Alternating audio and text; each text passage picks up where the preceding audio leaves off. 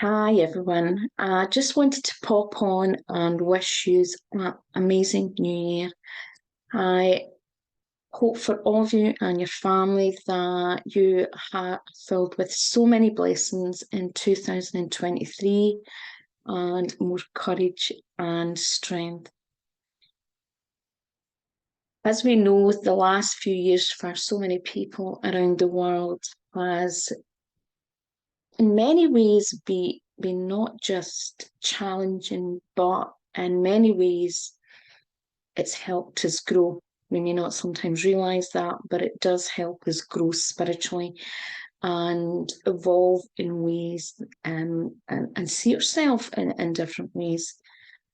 And one of the things that I think has probably been the hardest for many, particularly those of you in the healing, the therapy, and the coaching sector, who are probably often more intuitive and more soul-led and more connected because of the work that you're doing yourself, and maybe just where you're naturally inclined, is the reality of when you have been going through the last few years being more intuitive to what's going on, knowing when things have not been feeling right, and also maybe knowing about some of the things, the darker things that have been going on, and some of the other things that have been very challenging for humanity. And I think this is a great time to remember how far we all have came.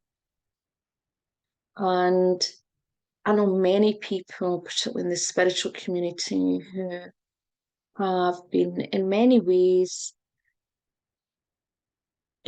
trying to fight for survival over the last few years. And what I mean is fight for humanity. And as a truth seeker or trying to educate people and some of the things going on, but also doing what they can to make a difference in people's lives, to help support them to wake up and to be an example where the last few years there's been a certain requirement of more courage and strength for people to be able to speak up, even when they've faced so much hostility. And thinking into 2023, I feel for us all in the spiritual community and the holistic community who are maybe more switched on when it comes to people's mental, emotional, spiritual, and physical health, that we always remember that often people are just doing as well as they can in the situation they're in or in their perspective. Yeah, of course, we can all hide our head in the sand sometimes, and sometimes things feel like too much.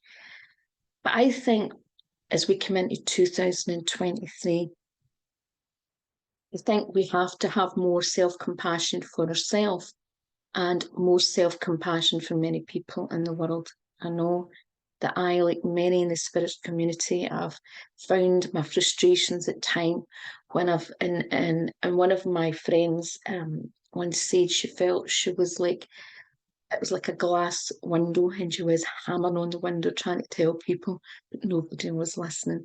Nobody could hear you at the other end. And over the past few years, I think for a lot of us in the spiritual community, and or those of you who are more intuitive or maybe are more have maybe more critical skills and see a wee bit more that goes on, and also maybe know certain things just for a variety of reasons. One of the hardest things for many of us, because we care and because we are very empathic, is seeing those round about us, not just the fact that they couldn't see things, but maybe make lots of decisions that we knew that later on they might regret and certain things. And one of the hardest things I know, and I know speaking to so many in the spiritual community, knowing so many people in the spiritual community and in the truth-seeking world, is in many ways heartbreaking to watch people round about you suffer so much, and also obviously we have our own suffering, but sometimes when we have our own suffering and we can see the spiritual perspective of things and we can see the bigger picture, it's almost like we've got to go through, obviously, our own suffering to get to that stage and go through certain aspects of awakening to reach an aspect. But it's like you are almost sitting in a mountaintop or a hill, and you're looking down, and you can see things from a perspective that other people have not yet, so, or from an angle. And the reality is, none of us have the full picture, and we're only seeing layers to it. But the reality is, we also, through that pain, also have wounding from, no matter how much we work on ourselves, we all get wounded sometimes along the way. And it's so important for us not to carry that wounding into 2023. So the wounding that maybe other people has caused us during this period. I was watching something yesterday, and it might have been even last night, and it was a big reminder to me about something, and how much, how trauma shows up in our life, and how wounding, and how it shows up is not just as the wounded child, but how it shows up in the relation to often what we call the abandoned child, right? And abandoned aspects of us, of ourselves, and how where we can fall between the wounding in a child, and it from another child, but also wounding along the way that is activated and reinforced because of wounding in a childhood that we have not fully addressed or created healthier structures, so that we're becoming, we're coming in as the healthy adult, right? And it doesn't matter if you're in your 20s, 30s, 40s, 50s, right up to your 90s. We all have aspects of the wounded child and the abandoned child within us, and also the not adapting healthy, where we're more like an adapted child. We're just adapted to situations that are not very healthy. And many of us in the world, we've got to understand that the modern world is very dysfunctional. The modern world is not natural. In many ways, it's man created and not always the most healthier perspective of man. It's often based on power and control, right? So what I mean is the way that the modern structure is. I believe on some level, we're trying to play God in the respect is this power control, right? And manipulation of power. And we all know that part of the new earth and, the golden era is the breaking away of the old structures, the old earth. And when things start to break down for the new and for the more beautiful and for new beginnings and new dreams and new magic and miracles, guess what? It's painful. The breaking down is uncomfortable. It can be really scary. It can bring up a lot of anger and trauma and fear. The reality is, at the other end of that is, I believe, some of the most amazing miracles and blessings that we can have on earth, because I do believe that so many people are starting to wake up and realize that we've allowed certain structures to happen. We've got complacent, sat back, we've allowed things to happen. And we all have the power and the sovereignty within us to change it. We all need to just work together more, have more self-compassion for ourselves and self-compassion for those around us, I know it can be hard sometimes. And it is hard when you're coming from your own suffering, you're concerned about those around you, and you want to help humanity, particularly if you think that's really part of your vocation. But the reality is we have to have more self-compassion and do what we can to work in our own heart, to work in our own wounding, so that we come from more of that place of self-compassion and peace and togetherness. One of the things that we're seeing is a lot of, in many ways, confusion. We can see a lot of confusion and a lot of chaos, which is designed to confuse people. But the thing is, it's almost like you've got to, it's, of course, do not deny, do not hide away from it, do not try and avoid it in some way, because avoidance as well is unhealthy. But you have to have an element of being able to detach from certain things and be able to focus on the outcomes that you can have power over and you can help influence. And it's having discernment, and it's having, where are you focusing your energy? Are you focusing your energy in things that you have no power and control over? And is that, and sometimes even when we see so many of the destructive things, and that I'm like everyone else, I can be very triggered, and in the judgment, particularly when we're seeing the really darker things going on, and many people still in such fear or unhealthy unconscious patterns, like cognitive dissonance, that they are refusing to see. Also, because of the type of media people consume. Obviously there's certain social media platforms. There's some that some of us in the spiritual community go on, and we can see a lot more balanced views of certain things. We're seeing a lot more things that are going on around the world, which, for example, I mean, I think we all know that there's always been how could you say, there has always been in the media distortion, right? And media agenda.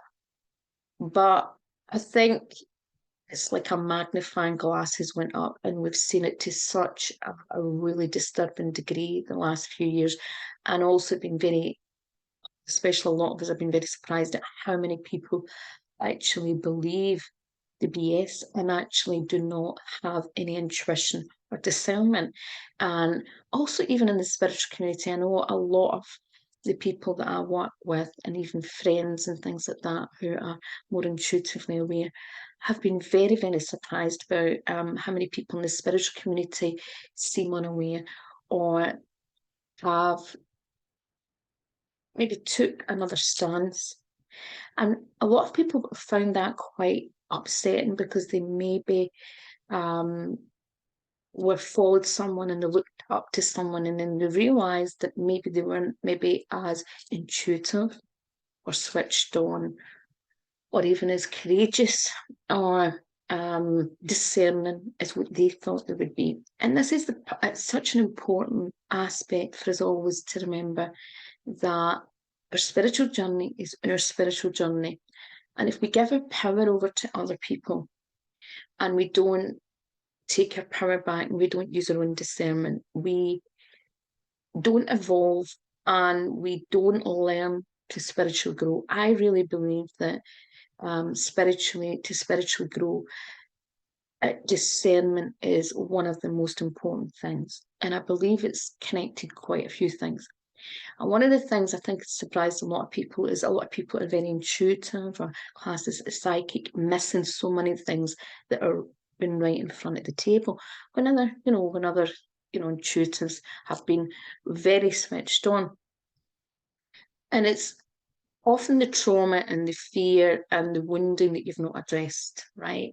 It's the stuff that you've not addressed. It's the evolving that you've not addressed. And often I find that a lot of people They may have done lots of courses and other things, but they've maybe not done a lot of inner work. And it's the self-sabotage aspect. And no matter where you're at, self-compassion, have self-compassion. And let's have more compassion for humanity. I know that it's something I need to work on as well, compassion for those who are just waking up, because a lot of us, we've spent years waking up, decades. I know for me, my awakening in many ways, and I just didn't see it at the time, was over 30 years ago when I started to wake up to certain things within mainstream medicine. I started to see things, and it was such a gradual process to me. I have to say, of course, I had uncomfortable points, and there were certain things, but it was a natural, it was like almost a natural growing period. For many people, they've been really thrown in to the extremes, and it's such a shock for the system. We also have a lot of things playing out, that there's a lot of different opinions within the spiritual community of what's going on, right? And, a lot of people saying you have to, use, and yes, of course, we have to use discernment, but also it's about focusing on what are you going to choose to put your energy on? What kind of things are you spending a lot of an energy just to prove you're right, or to try and get your power back because you feel disempowered? We have to feel into what's going on, and being triggered and motivated to create change is, of course, in some ways what we're seeing at the moment. When we need more of the hero energy, we need more of we even need more of the rebel energy and the liberator. That is part of what's going on in humanity at the moment. But we also need deep compassion and love to hold that. So as the things are breaking away, as people are starting to own their inner strength, their inner hero, and find strength that maybe was lost, it needs to be held in compassion and love. So it's like the mothering energy, the protective mothering energy has to be able to hold the world and hold its people in self-compassion, right? So today, to start the new year and throughout the year, I would suggest that you do one thing and focus on one thing. And this will also help you have more strength and courage and discernment. And that is, have more self-compassion. And one way to do that is actually to spend more time in stillness and peace. Spend more time switching off your phone. Spend more time switching off from media.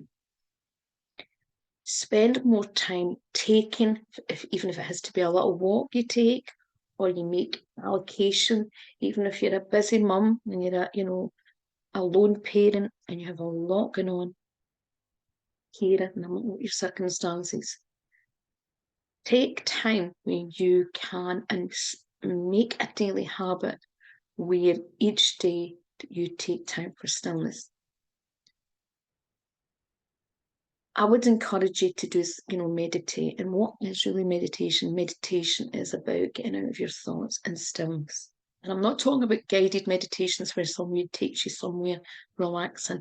I'm talking about you not being guided by someone else's thoughts and beliefs and ideas, but you getting more connected with your soul, getting more connected with the inner world than the external world, because that's where you make a connection, I believe, to the highest dimensions of love and light and God and peace.